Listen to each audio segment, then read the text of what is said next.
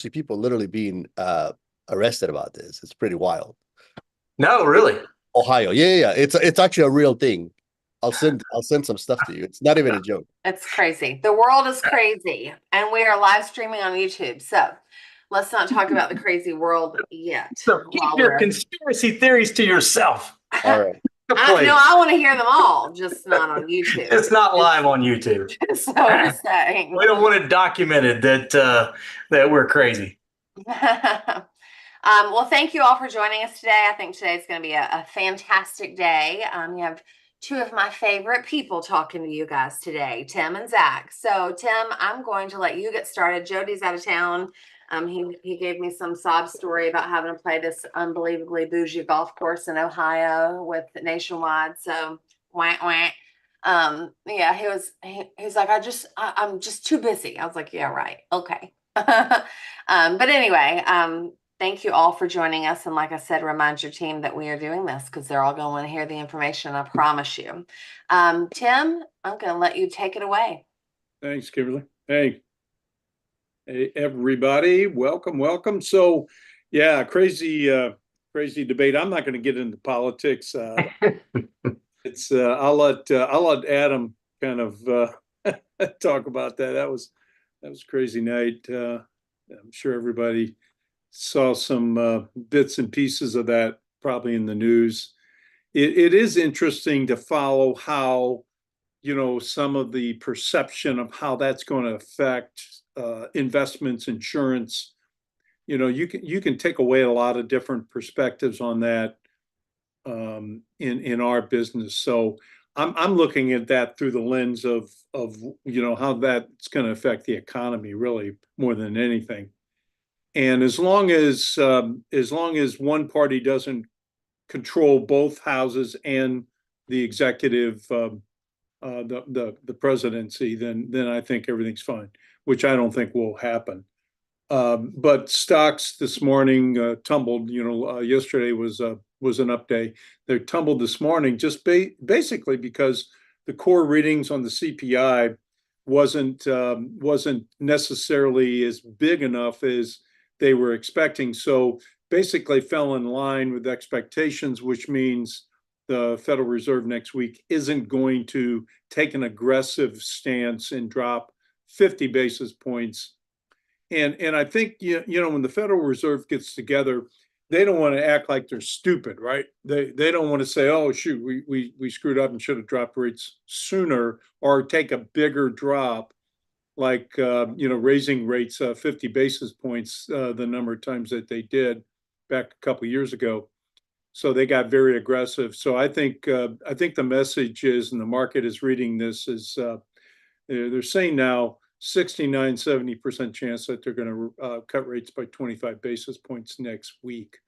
So with that in mind, CPI came out in expectations at 0.02% raise in August, 2.5% year over year, and the core came in at 3.2%, which is pretty much in line with what everybody expected.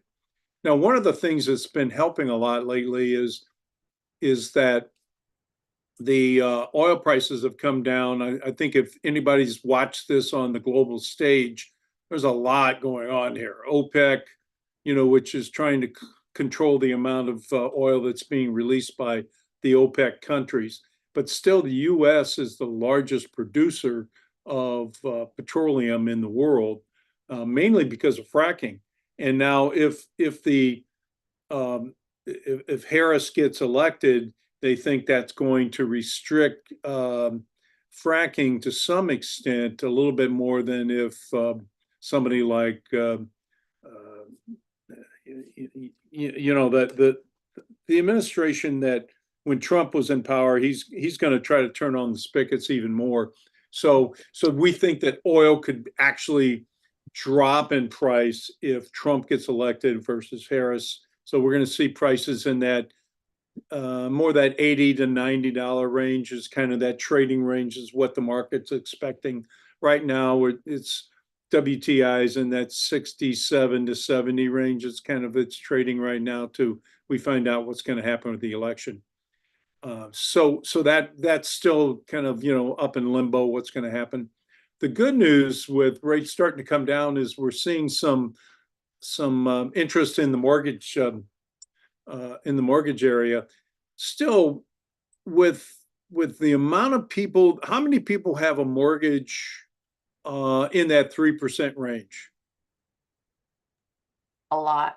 A Oh, lot. like on the call? Like, yeah, a Yeah, lot. like me too, right? I mean, who's going to get rid of those, right? So even with, if you watch my notes, sometimes I talk about the average rate right now, 6.27, could be 6.29, could be 6.25, could be 6% with exceptional credit. We're seeing rates. I think we're going to see rates in the fives here shortly, and so that's starting to get some momentum, and we're starting to see more inventory come in the real estate marketplace. So it's still not enough to really move the needle when you've got those 3% mortgages out there, the sub threes in a lot of cases, with 15%. I mean, with the 15-year mortgage out there, sub threes, that's still not going to move the real estate market that much. So, but that is still lying out there. Who knows when that's going to really move? I think it's going to take the lower fives, high fours before we see that. We're probably not going to see mortgage rates much lower than that, in my opinion. So we've got that playing. Social Security's, the COLA, the cost of living adjustment, is going to be coming out as soon as it's expected that the government's going to announce about 2.5% adjustment for those who are receiving benefits. So I just want everybody to be aware that's a good conversation piece for you to have with anybody that that's retiring. That's probably going to be notified here this fall sometime.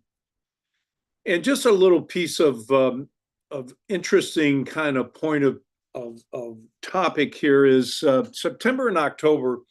I've talked about this before, has notoriously been very weak months in the market. September and October, if you talk about bad months, and we talk about critical times that we've had huge market declines that have happened in usually September and October. And there's a history behind this that pretty much the creation of the Federal Reserve has created a liquidity in the market. They've been able to infuse capital in which have pretty much solved that problem, but it dates back to the agricultural community in the 1800s and early 1900s, when a lot of the farmers had their money in banks. They moved it to New York banks, and then they withdrew that money because they needed it to finance a lot of their harvesting and things like that. So there was a liquidity problem in the market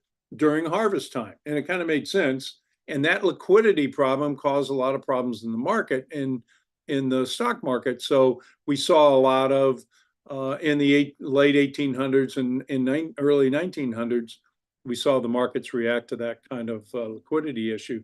And that was one of the reasons why the Federal Reserve was created, in order to infuse capital into the market, create liquidity. And so what everyone asks today is, why do we still have that kind of weakness? And it's really just because of the mental reflection of those fears that are still there, that that time of year, it's like kind of a habit that people get fearful of September and October, that the market's going to make those kind of adjustments. So those things still kind of linger on today, and that's why we still have those kind of weak times.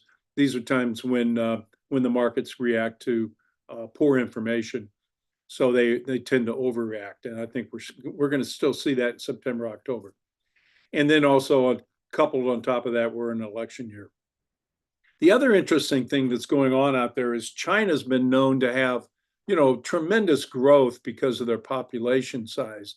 China's been coming under a lot of scrutiny lately because of their forecasted growth is somewhere in that 8 to 9% annual growth, which is unbelievable, really. And lately they've been coming under that 4.5 to 4.75% growth ratio, which is is really bringing a lot of attention to what is going on with China as far as what is their problem? Why is their growth being cut in half? And in forecasting for 2025, they're seeing a slide in wages. There's all kinds of deflationary conversations going on in China right now. And a lot of that is due to their one-child policy, the poor demographics, their housing problems that they're having. There's something like 65 million housing units that are unoccupied. There's local governments that are unfunded. Their workforce is in decline because of that one-child kind of policy. U.S. is starting to put on tariffs on China. And if you think about China being the second largest economy, and if they're going to start to stumble, that's going to feed into this whole concept that I think we're all starting to see slowly that is going to take place is we're going to go into a world recession.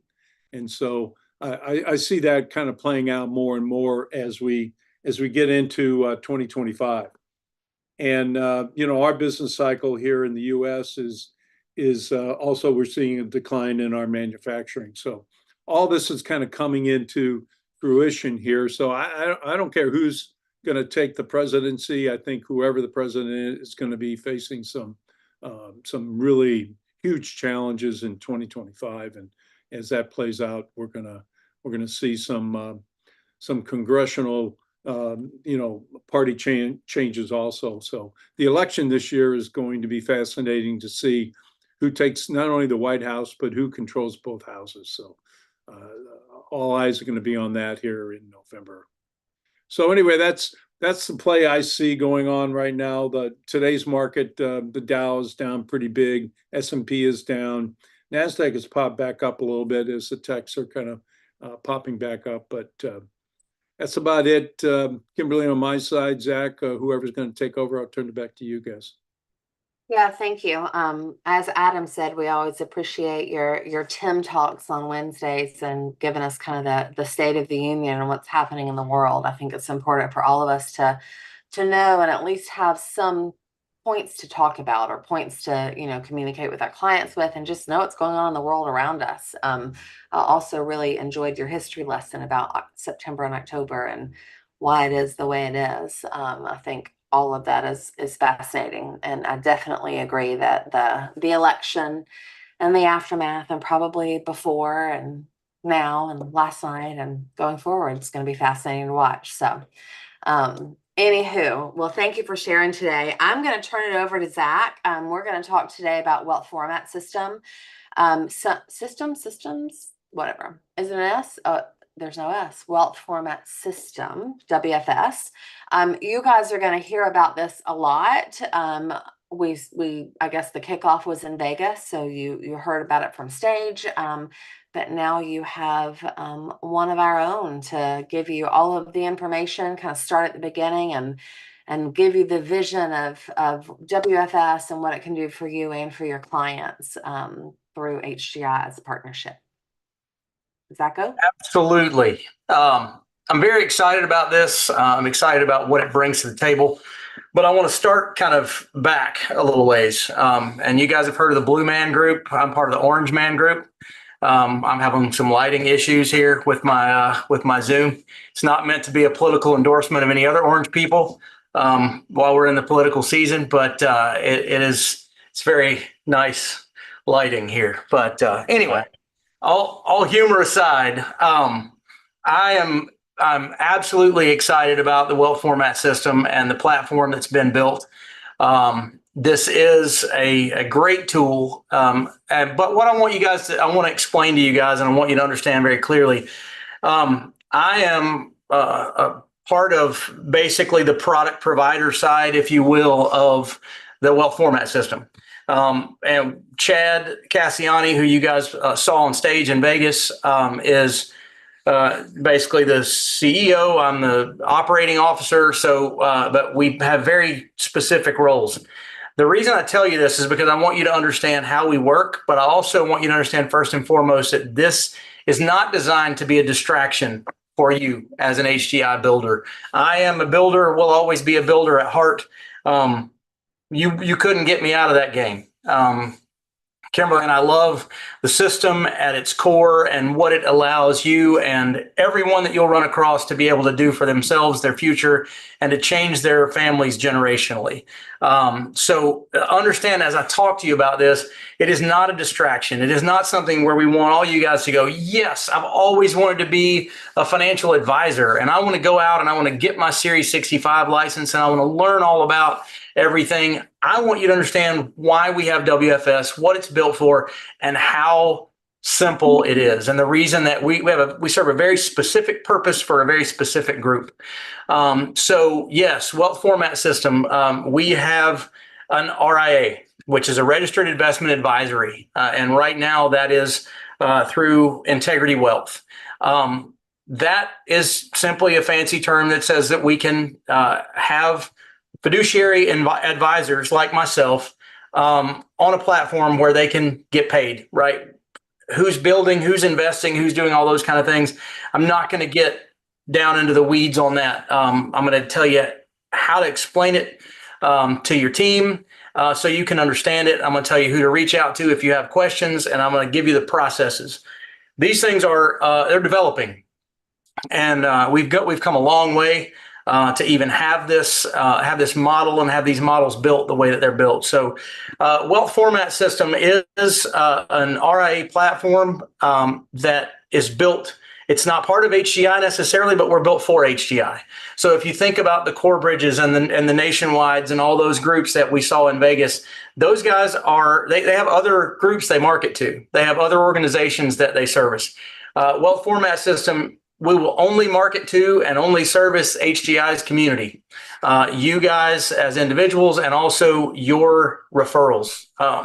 This gives you the opportunity to take that needs analysis. Nothing changes about the process, right? So you're going to sit down with your new recruits, and during their process of fast starting, you're going to take them through their own needs analysis.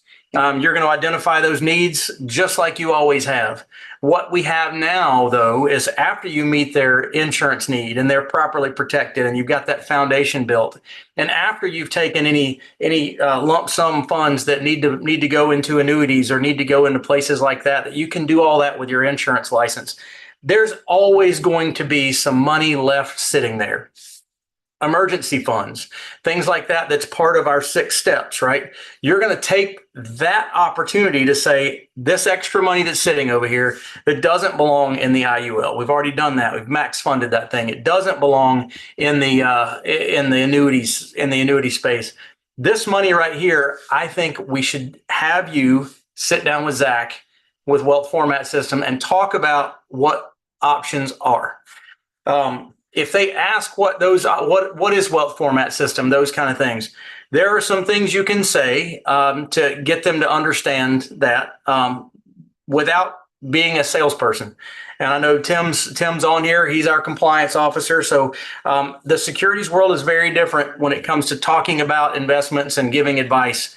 If you don't have a license to do that, you can't do that. But you can tell Paul's story. You can use what Paul has out there. Paul Dietrich is who I'm talking about. For those of you who don't know, Paul Dietrich was on stage in Vegas. Many of you have seen him many times.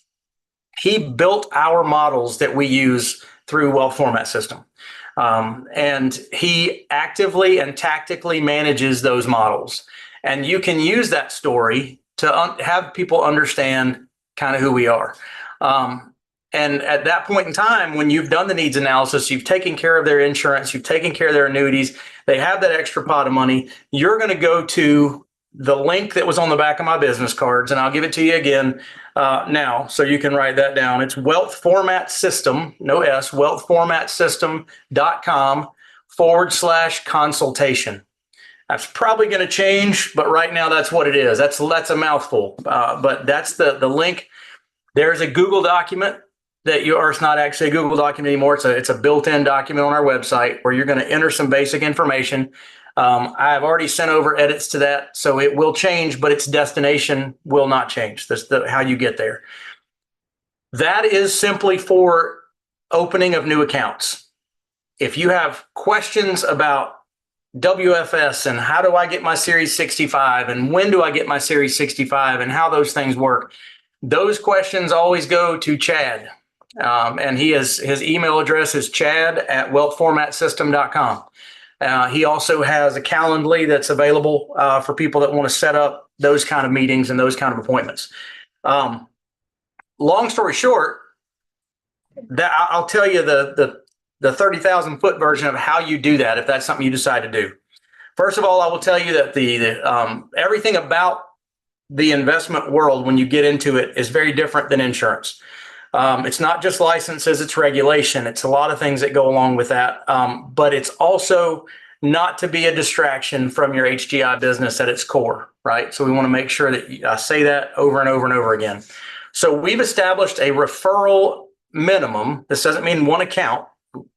You have to refer $1 million under management. And some people say, wow, $1 million, that's a big number. It's really not. If you've been in the industry for any period of time, you're going to see that's 10 $100,000 pots of money put together, right? It's $20,000, $50,000 rollovers or investments from that perspective. So you're not going out chasing big fish, but I want you to know we do that for a reason. Number one, we don't want you to stop building your business and go out and try to get a new license and learn a new set of information and slow down your productivity until we know that you're going to be actively doing this. For an example, same reason we don't want you to get your insurance license and immediately get appointed with every single insurance carrier that we have in our back office, because you don't need that right then. It wouldn't be until you've shown that you're going to actually write that business or you have a client or whatever that's going to go in that direction. So WFS is, like I said, it's an actively managed stock market based platform that your clients now have access to through your referrals to us, and we will manage their assets and we will keep up with what you have referred.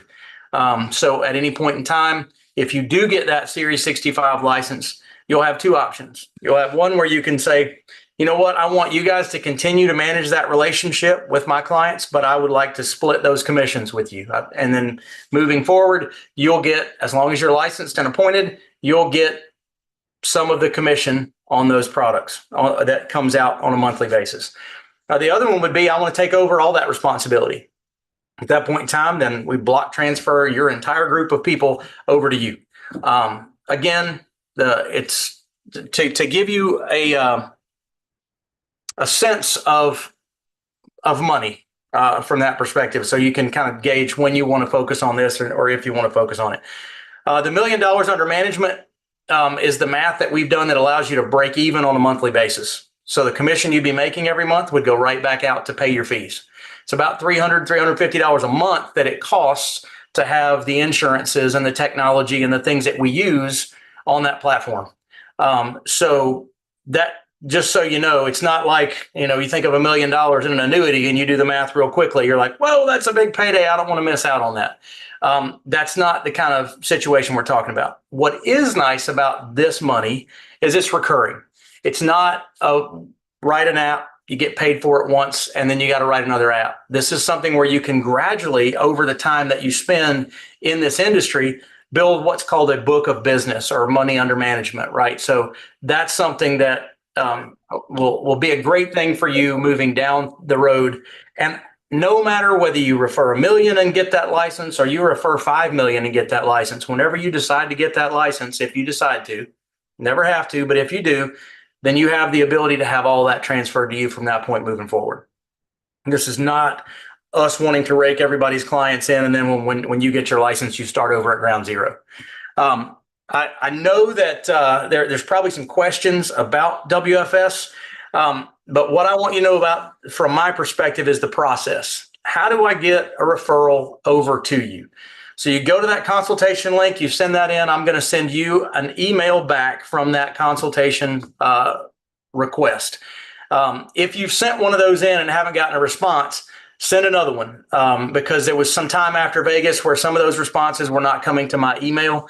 I'm not sure quite where they didn't go to anybody else, but there was a programming issue that we've gotten resolved now. So if you've sent one and haven't gotten a response from me, send another one. My email directly is Zach, Z-A-C-K, at wealthformatsystem.com. So if you send something, don't get response in a timely fashion, just shoot me an email, and I'll do that.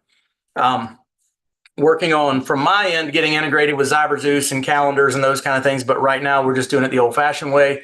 You send me a request, I reach back out, we get a consultation scheduled. So for me, again, like I said, that would be a client that you've already done the needs analysis. Now we're looking at a pot of money there. I'm going to ask for some upfront questions about who we're talking to, what we're talking about. And then we would get on Zoom. I set up a time for my Zoom for the three of us, myself, your client, and you. If you are the client, it's just going to be two of us. And we'll talk about their net worth, their experience with investments, all those kind of things as we go through and fill out their paperwork on that side of things. I will, hopefully when they come on, they understand that we're talking about moving assets, right? This isn't really supposed to be me selling them on the idea. It's supposed to be me kind of explaining maybe our models, how this works, and setting up the accounts, and risk tolerance and all those kind of things that on that side. If you have questions, because somebody else, I can set up times to answer questions too. Let me jump in really quick here. You guys know, obviously, I've taught the financial needs analysis and how we take that a million times to all of you on this call. It's recorded on our YouTube channel, our old Vimeo channel. It's out there, it's everywhere, right? So, when we gather that F&A information and we ask all of these questions, we see what assets they have. And a lot of times we might recommend that they have an IUL, and they might not have enough money for an annuity, and it might not make sense to them, or they're too young or something like that. I have a lot of clients right now that have 15,000 in old 401k, 5,000 over here. One of them has 100,000, but she's 35. She doesn't need to have an annuity right now, right? She needs money in the market that's more suitable for her and her age and where she is in life. So my conversation to them is just like Zach said, when I make my recommendations of where I think it should go, right? I tell them, okay, this is what you need in your dime. This is your life insurance need.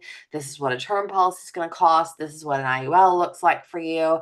And I would tell you that for this pot of money, you probably need an actively managed strategy. I give them a quick, like 2-minute maybe overview of active money management, just how that works, that it's active. It's not just sitting in the account, following the market up and down like a target date fund or something like that.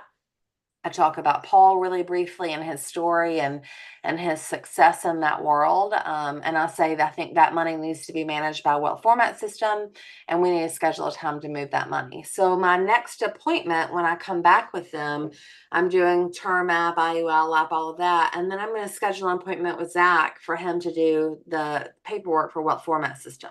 And that's just what I say to them, right? If that's all that they have, then my first appointment will be with Zach. Great. I'm going to schedule an appointment with Zach.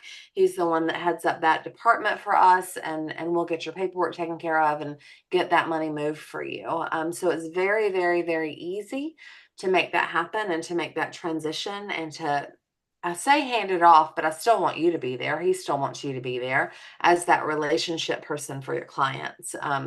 But it's very easy to be able to hand that off without having to be the expert and without having to go down a deep dive of a bunch of conversations. But when I meet with Zach, and I used to do the same thing with Paul, so I know this system very, very well. When I meet with them, they're ready to take application. It's not a big sales conversation. They already know why this money is going there and that they feel like it's going to be better for them. And I feel like it's going to be better for them. And I'm managing all of their business, not just pieces of their business. So when they meet with Zach, or when they used to meet with Paul, it was more of a, this is how we manage money. Okay, great. Any questions? No. All right. What's your name? What's your birthday? And take application. So just kind of give you an idea of what that should look like. Yeah, and I'm working right now on a preliminary document where you can give me their demographic information. We've got some housekeeping stuff we got to work on from that side. But basically right now, reach out directly to me either through that email address or through that through the link to get a time scheduled for you. Now, the first thing I would say is if you have anything like that, and we tell all of our people this, the best training that you're going to have in the field is your own needs analysis. It's your own situation. So if you have funds that could fit in that situation, then let's schedule a time to talk about those funds and let's get your account set up with WFS so you know exactly what your clients are going to go through, how that's going to work. That's the best way for you to kind of know how to prepare them for what we're going to do. That being said, people have questions. Well, so what are the minimums? When we were dealing with B. Riley, and just so you guys know, the short answer about this is in the back office in Aristotle, where it used to say B. Riley, if it doesn't already, soon it will say WFS.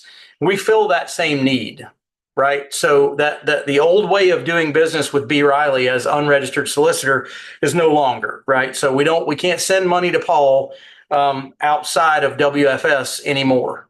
If you have existing clients and accounts, different conversation. Don't worry about it. They're fine. Everything's fine the way it is. But moving forward, our relationship with Paul is as the active tactical asset manager for the wealth format system models. He will still be a very active part of our HGI world the way that he has been. And he's always been a big supporter of Hubert and of our system. So he's still there. We're still benefiting from his expertise and his knowledge. It's just now going through the WFS models. But with Paul directly, I think we had minimums of $25,000, $35,000 to start with him or to open an account with him. Through the WFS models, we don't. So I know I've talked to several people that are excited about folks that maybe don't qualify medically for an IUL, but they've got systematic money they want to put aside on a monthly basis. We can do that. We can set up a brokerage account and they can put $500 a month directly into that account. As a rule of thumb, my minimum would be, let's just say a Roth. If somebody wants to max fund a Roth IRA, they've already done their IUL, max funded that. They have more money they want to put into a Roth. We can set up a Roth $7,000 annual contribution divided by 12 is a little less than $600 a month. That would kind of be my idea. And yes, we can do less than that. If there's a reason to do that, just let me know. But rule of thumb, I would say that somewhere in that $500 a month contribution or that $5,000 to $7,000 range. If there's, again, reach out to me directly. Technically, there are no minimums, but we want to, make sure we're doing the right thing for everybody. Questions from that perspective. You guys, raise your hands. I see the screen. I think it's manageable. Let me know. Zach, how are you, man? Doing great. How are you? Pretty good, man. I just have a brief question. So you are telling we could do Roth IRA just maximize or we could do like $200 monthly, whatever. Yep. We can do $200 a month. And basically the way this is set up, longer answer to your question, we use the Schwab platform for all of our accounts. So all of your clients will have a login and a password to Schwab on any of these traditional brokerage accounts, Roths, regular IRAs, whatever. I'm going to set up a money linked account. So it's going to link their checking account or their savings account directly to their Schwab account. So if at any point they start out, we're going to set the Roth account up and we're going to set the money link account up. Once that marriage is made and they can transfer that money, then we'll go in and we'll say, okay, how much do you want to put into your Roth? Do you want to fund it all at once with $7,000? We'll sweep it over there. Do you want to do $200 a month? Then we can set it systematically, all through that Schwab platform. Nice. Okay, I have one more question. Do we gonna make only Roth IRA or brokerage account with just mutual funds, or we could use ETF and stuff like stocks, bonds, whatever we could do, or how it works? Very good question. We have 6 models, and this is going to be the answer that I'm going to give everybody. We are there couldn't be exceptions, right? For people that have large accounts or things like that. But what our goal is if somebody brings money over, it either needs to come over in the form of cash or we want to liquidate securities and bring it over. Our models that Paul has built are all ETF models. Everything in these models are ETF based. It makes it much easier for him to trade those, make changes in those whenever he makes that change. When we set these accounts up for your clients, I will have a current breakdown of what those models are. I have that now for if we open an account today and somebody went moderately aggressive, I could show you breakdown percentage wise of what ETFs those were invested in. Right. That's not always going to be like out there for you to grab because of the tactical nature of the management. If Paul decides today, based on what's going on in the market, right, and all that stuff that Tim was talking about at the beginning about China and the global recession and all those kind of things, that's one of the things that I want you guys to be able to articulate to your clients is that Paul's one of the best in the world. And if you want anybody looking out for your money and when to make changes, you want to be him. And that's an easy story. So to answer your question, we can technically, our advisors can technically do whatever they want to do inside the platform. We are not going to do that, right? We are going to stick straight to, we have a 10-question risk tolerance quiz. It gives us a score, and that's going to put them in one of the models from ultra conservative all the way to aggressive. And those models built by Paul based on that risk tolerance is what we're going to hold inside that Roth. It's what we're going to hold inside that. And Those are the only the last models question that are managed by Paul. Oh, sorry. I The just last said question those are I the have. only models managed by Paul. I don't know if you heard that. Last question I have, Zach, is I was previously registered with FINRA with the Series 7, Series 66. Yep. Will I be able to get those licenses in some point, or can I do once? How it works? Yes. So, long story short, if you already have those licenses, it's a case-by-case conversation. You talk to myself, Chad, and Tim is involved with that. And we talk about where you fit into that. If you need to get those licenses, then we want you to refer over $1 million under management. Once you get that $1 million under management, you get the license. I would say once you start, you get to about $500,000 and you feel that this faucet's starting to run for you, then I would start taking the pre-licensing exams. I would start preparing for that process. And we'll be able to give you the step-by-step process on how to get that license. But we don't want to just like throw it out there for everybody because we don't want everybody on this call to go stop doing what they're doing and go get their series license. You don't need 7. You don't need anything. To do what we do, you need a Series 65. That's it.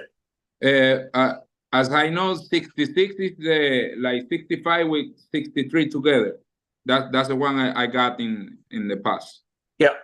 So you need to be able to be a fee-based advisor because that's how everything we work on is a fee-based platform. All right. Good question. Right. Perfect. Thank you so much, Zach. I will be in touch with you for that. Good. Look forward to it.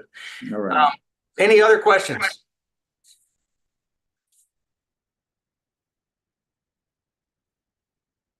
So, Zach, I got a question for you. Okay, go ahead. You mentioned being able to put in 500 to 600 a month, call it 5,000 to 7,000 a year to get it started, but that if someone wanted to do a Roth, they could do 200 to 300 a month. Is that correct? Yeah, I just use those numbers because the 7,000 is a max funded Roth divided by 12 is a little less than $600 a month. So that's if they want to max fund it monthly. So if you want to do, if you can open a Roth and do whatever systematically you want to, and then right at tax time, you can finish filling it up, or you don't have to. People do Roths for $50 a month. That's just 7,000 is the cap. Got it. Thank you. All right. Well, guys, obviously there's a lot of money that's left, like Kimberly talked about through her process and going through the needs analysis. Just understand nothing changes about your practice, about your business, except for now we have this great new tool that fits a lot of money that we didn't have access to before. And it fits very, very well. As Paul mentioned from stage in Vegas, one of the best things that you guys have going about this is that we're built for HGI by HGI, and therefore your clients will be all HGI, right? So you don't have to have that client maintain their relationship with Edward Jones. You don't have to have that client maintain their relationship with their current or previous advisor. We can get all of that over here. So you're the relationship, right? And I'm just here to help you manage that piece of the relationship. We're not a competitor. We're teammates. And so that can't really be said for your Edward Jones guys. That can't really be said for your Ameriprise Financial. Those guys are going to look at your insurance business and your annuity business, and they're going to try to tell your client that's also their client why you did it wrong or how you should have done something differently. And then you're going to be in the preservation mode, trying not to lose that business. So if for no other reason other than that, that's why I would look at moving that money from where it is over here to wealth format system. Any questions about fees or about anything like that? That I don't want to talk about things that people aren't really concerned about. But if you have questions about that kind of stuff, let me know.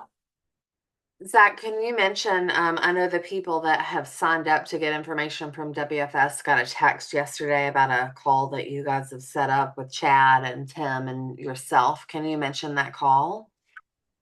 I can, but I will also tell this group you're not going to hear anything you haven't already heard if you get on it tomorrow at noon. So I talked to Chad before this call, planning that out. There's a lot of, we talked about WFS probably a year and a half ago, and I think it was a little premature. So we had a lot of people. I think our list only has like 35 or 40 people on it that joined Wealth Format System at that point in time. This call that we're having tomorrow is really to kind of break down. There's been a lot of requests for consultations for me that thought we were opening an account, and it was really about what I did this 2 years ago, and now I need to do this, that, and the other. We're really kind of clearing the air about that for that group. We'll also record it, but bottom line is talking about the WFS, who's who to go to if you have questions about it, and how to move money, how to write business. And we're going to go through the referral process and how we're going to keep up with who's referred money, and let you know all that kind of stuff. So, but yeah, that's tomorrow. So if anybody that you know of on your team has questions about WFS and needs to know, I hope we'll be able to send that webinar code out through the HGI email blast as soon as we get that meeting ID set up. So that might be later on this afternoon. If anybody's wondering, I will throw this out. We are incredibly competitive in our fee structure from that perspective. We are, and the good news for those of you who have already, I know I've got some current clients on this call who opened accounts at the 2.2% fee structure. We'll be reducing that down to 1.65. And we've taken some work and some effort from a lot of people in that to get it down there, but that puts us in a very, very competitive situation. And to be able to have access to Paul and his active management strategies with no minimums and that kind of fee structure is fantastic. So. Hey, Paul, I got another question. Or excuse me, Paul, what am I saying? There we go. There we go. As long as I have access to Paul's checking account, I'll be called Paul all day long. It doesn't matter to me. Go ahead, James. Absolutely. So you mentioned, again, really not putting emphasis on this until we get at least 500,000 moved over in with you guys. At that point, start considering taking the Series 65 to going down that licensing process. At the 1 mil mark, that's when things kind of kick on, the spigot kicks on. Can you give us an idea of what commissions would look like from our perspective? Should we get involved with this down the road? Yep. So of that 1.65 that we're talking about, some of that goes to Paul, some of that goes to Brokers Financial, some of that goes to WFS, but 0.75 of that, right, of that 1.65 is going on the grid through HGI, and you'll get paid out at your contract level as long as you're licensed. That goes across the board regardless of where you are in that situation. So we've already had through tireless efforts with Integrity Wealth and Chad and Tim, and we've got the integration of the HDI models in comp and grid and override and all those kind of things. There's really that, just so you know, from the back office perspective, it's 0.75 of the money under management goes on the grid. So, and that's an annual fee. It's an annual fee that your clients pay monthly. So that they don't pay like on January 1st, we don't hit their account for 1.65%. It's a month. So if they're only in the account and we don't perform and they take that money out in June, they're not going to pay that fee for July through December, right? Does that make sense? I hope so. Very similar.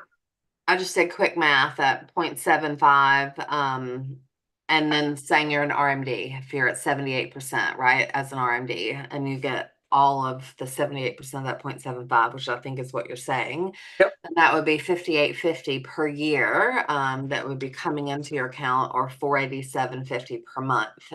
Again, that's the purpose of that $1 million, is because your fees are going to be $350 or $400. So really that first $1 million for anyone, especially at the RMD contract level, less than that, it's a different conversation. But at the RMD contract level, it's probably almost a wash with your fees.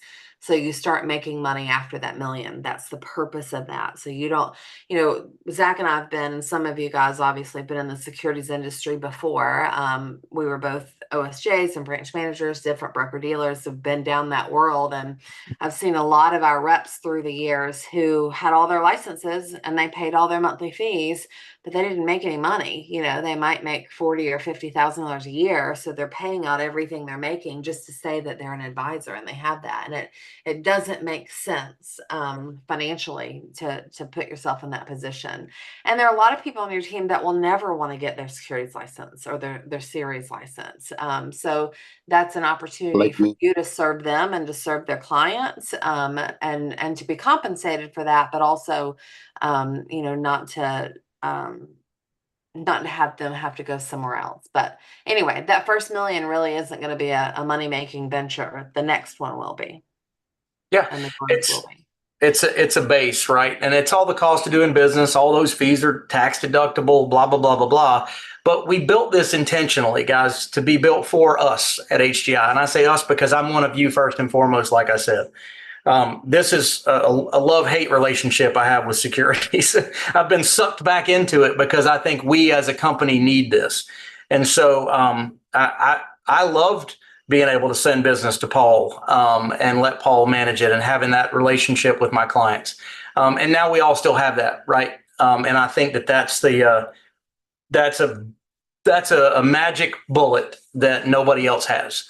And so understand that. If you need to hear more about that story, obviously we'll talk about that, how it fits in as we go.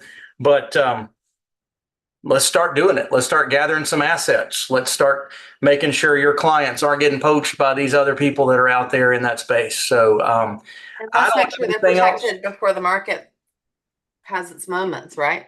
Yeah, I mean, if they're in a target date fund, which you'll hear that term mentioned a lot of times, and a lot of your 401ks out there through Fidelity and other large 401k companies predominantly use target date funds. And that basically takes your age now, your age at the time of retirement, and it slides their assets from risky to conservative the closer they get to retirement. That target date fund does not react to the goings on in the market. It doesn't come out of the market if things get volatile. It doesn't go back into the market at the right time for things to grow. That's the story that is Paul Dietrich. And if you don't know that, if you haven't heard that in the last two major market collapses, one where the market was down 50%, he was only down 6%. One where the market was down 35%, he was up 6%. I don't know about you, but if I know that I can participate in the upsides of the market, but I don't have to really stress out because I got a guy like Paul that's going to make those choices to get me out of the market when I need to be. That's me sleeping really, really well, right? If I'm looking my clients in the face and the market overall is down 35% and they're looking at me going, wow, I'm up 6, or it's down 50% and they're saying, wow, I'm only down 6, that's pretty strong. And so that's why this relationship excites me. That's why I had no interest in being in the securities business. I've picked stocks, built portfolios, had the phone calls at 10 in the morning when the market opens down and people are trying to figure out what's going on and where do I go and all those kind of things. Worried about the details Tim grew up in this business, right? He's been in the securities world, and you hear that expertise. I was a green school teacher that knew nothing about money. And even still to hear the things that Tim talks about sometimes, I understand what he's talking about, but I'm so glad I don't have to worry about it because my clients have Paul worrying about it. So we can understand it and we can articulate whatever we need to, or we can just not. You can easily say, I don't have to worry about it. You don't have to worry about it because we got the people that can worry about it. So anybody else have any questions? Anything else for me? Zach, this is Maria. I have a quick question. This morning I was reading, then if you're 60 years old, you can put $10,000 in the Roth. Is that correct? Yeah. So, your questions there about the Roth did you say 16 or 60? 60. 60. They're already past the 59 and a half time frame. So there you're going to look at what would be the real reason for that. If so, we take it case by case. But yes, there's no age limit to the types of accounts that we can open up. There are income limits to the Roth IRAs. So there will be a lot of people that go to work with HGI, as you see on the stage, that will very quickly surpass the limit to be able to even use a Roth. But a marketplace for those, it's perfect. I have a 24-year-old daughter whose friends are all graduating from college. They're getting their first degrees. They're getting their first jobs, and they're going from an hourly or a service job to a salary job, and they need our advice, right? So we can very easily max fund an IUL for them right out of the gate and take the difference of what they're making and max that Roth out. That's a great place to spend some time on those Roths. And I would say just really quickly, as far as limits and contributions, right now the catch-up contribution for 2024 is $8,000. You can put in $8,000 a year, but those contributions change every single year. So I always just do a Google search. Like, I know conceptually about how much they can put in, but if I want specifically, I just Google it and look it up. But right now it's $8,000 per year. I think Adam might have had one more question or one comment before we close out for the day. Adam? No, this has been very clear. Actually, Zach just answered my question that I had. I appreciate you guys, and this has been awesome. And my suggestion to you guys is, I think that there's a huge thing. One of the things that this does, by the way, if I can add a comment to it, it literally makes us the most diversified company under one umbrella. And now there's zero competition out there when it comes to anything, because that's one thing that we were needing. And I think it'll help you build this in a big way. It'll help you strategize more. It'll give you a lot more credibility with your clients and for your agency as well. So I think it's definitely like the right timing to go ahead and do this, especially with the storm coming and this uncertain times with, in politics and just with everything else. It's quite amazing that this is happening. Yep. Thanks, Adam. James? All right, Zach Dietrich, I got one last question for you. And I agree with Adam. I think this is definitely another big arrow in the quiver that we have, and really just another true testament of the fact that we don't need to do it all, guys. We do not have to do it all. We have so much leverage. It's leverage in every area, and I just love it. Is there override opportunities available for us on this?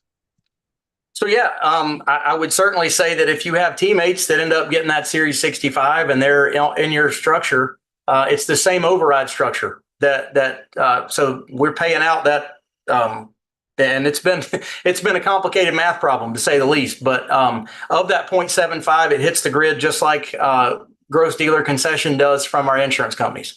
So it flows straight up. First generation overrides, as long as everybody's duly licensed or properly licensed.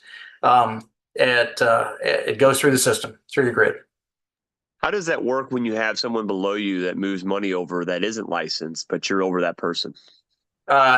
So basically, if I get a referral from somebody that's in your hierarchy and you are licensed, one of two things would happen at that point in time. Either you're going to be opening those accounts, not me, because that will need to happen at some point in time as the numbers grow, right? We will need people that have large hierarchies that are referring business to have someone in that hierarchy that's going to take over that role of being the receipt of the referral, right?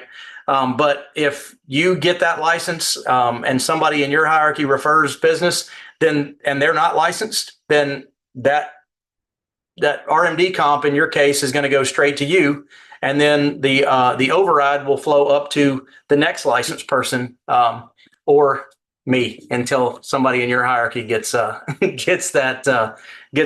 license. Hope that makes sense. So, got it. all right. All right. Well, thank guys, you can wrap it up. As always, you're in the right place at the right time. What you do with it is totally up to you. There is not a company out there that, like Adam said, has what we have and offers what we offer. We know that our leadership team of executives and founders is second to none. And I believe fully that having been in this industry and in this system as long as I've been for the last 20 years, I've never been in a better place to serve my clients with everything that they need. So let's go do this.